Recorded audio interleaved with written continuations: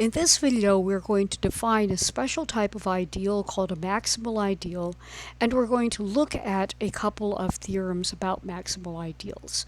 To get started, we need the definition of a maximal ideal. So let's let R be a ring, and M is going to be an ideal of R. We are going to call M a maximal ideal of R if and only if M has the following properties. And the first property is that M is a proper subset of R. In other words, M is a subset of R, and M is not equal to R. And the second property is there are no proper ideals of R that contain M as a proper subset. Now, property 2 can be restated in a logically equivalent fashion as follows. If I is an ideal of R and M is a subset of I, then either I is equal to M or I is equal to R. In other words, there are no intermediate ideals between M and I that contain M. And the very first thing that I want to do is I want to kind of think about what the correspondence theorem says about maximal ideals. So let's look at the correspondence theorem. The correspondence theorem has the ring up here and the ideal down here, and of course we have the natural map from R to R mod M, and the natural map of course sends the ideal M to the zero ideal in the quotient ring, and the zero ideal is the zero element in R plus M is the only element.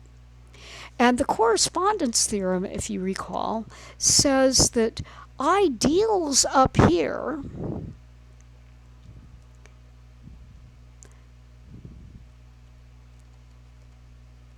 correspond to ideals down here.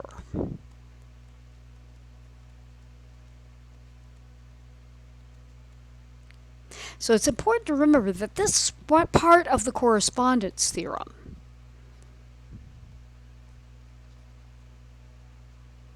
And what we now know is this. If M is a maximal ideal, then there are no ideals up here, so there can be no ideals down here. In other words, what we have is the following theorem about maximal ideals. M is a maximal ideal inside the ring R if and only if the quotient ring R mod M has no non-trivial ideals. And remember, the trivial ideals are the ring itself and the zero ideal. And so the correspondence theorem is exactly why this theorem works. So this up here is the proof of our theorem.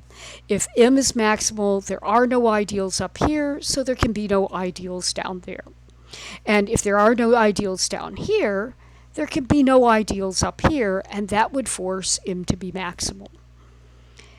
Now, the next theorem that I want to look at goes one step further.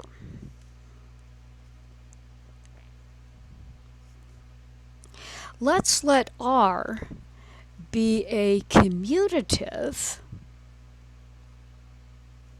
ring with an identity element, and we are going to assume that R is not the ring with one element. Let M be an ideal in R. And my handwriting there is not the best, so let me clean that up.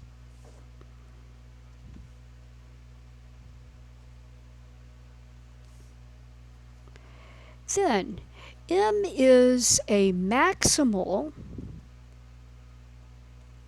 ideal in R if and only if the quotient ring is a full-fledged field. And I want to actually see how the proof of this works. So let's see.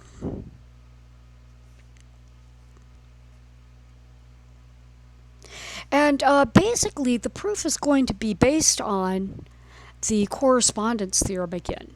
We have R up here, we have M down here, we have our natural map to R mod M, and this is, of course, being taken to the 0 in the ring R mod M. So the 0 ideal is the 0 in R plus M.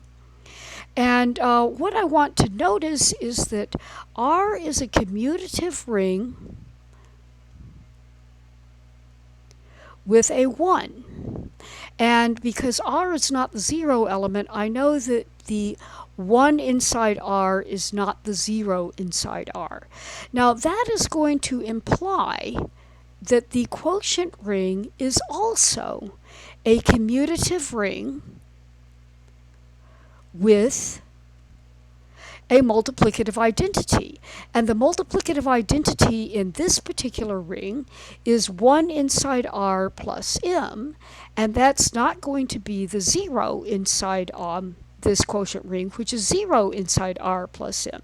So this is the 0 inside our quotient ring, and this is the multiplicative, let's see, this is the multiplicative identity inside our quotient ring, and they are not the same thing. Now, what I want to notice is, again, we have M is maximal inside R, means no ideals up here, and that's going to force no proper ideals down here. And that would mean that we now have R mod M is a commutative ring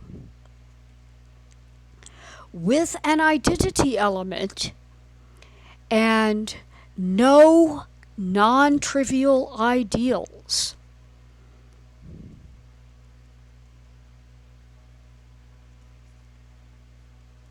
And by our first converse from 2 videos back, so the thing that we were calling converse 1 says R mod M is a field.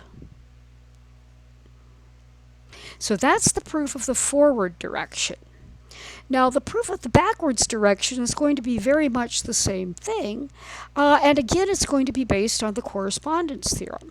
So the proof of the backwards direction of this theorem. So again, we have R up here, we have M down here, we have the natural map to R mod M, and the natural map sends the ideal M to the 0 ideal inside the quotient ring. But in the backwards direction, what we have is no ideals down here.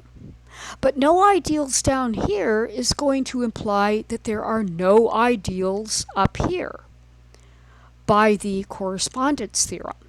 And if there are no ideals up here, that says M is a maximal ideal inside the ring R.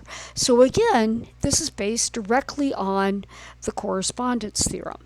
So we now know, so we have proved our big theorem that if R is a commutative ring with 1, and we know that it's not the zero ring, M is a maximal ideal in R if and only if R mod M is a field.